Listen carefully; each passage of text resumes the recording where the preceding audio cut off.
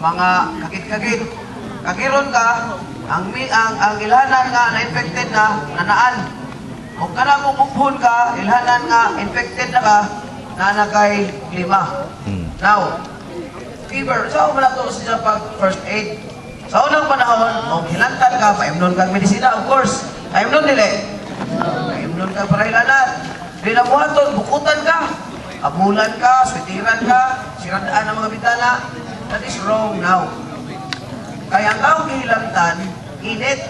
So, ang imos ng puston, kung file ang init, naarali niya. So, sa may buhaton, agawson ang init. So, sa may itong buhaton ron, sponge spot ang victim o ang kihilantan.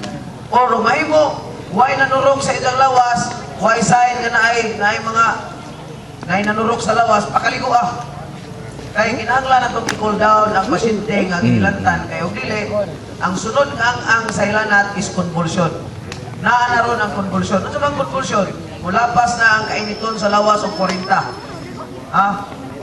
40 degrees Celsius. Init na ka. Mura na kagbaga. Malang mulapas ka na, convulsion na ka, musaka na ng kalimutan mo. And then, pwede kang mamatay. Heat exhaustion.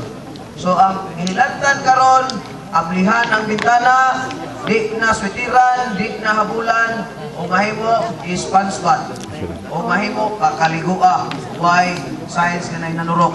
Klaro nila? Why mo ko na? Para dyan ta, unsa ba yung mga common emergencies?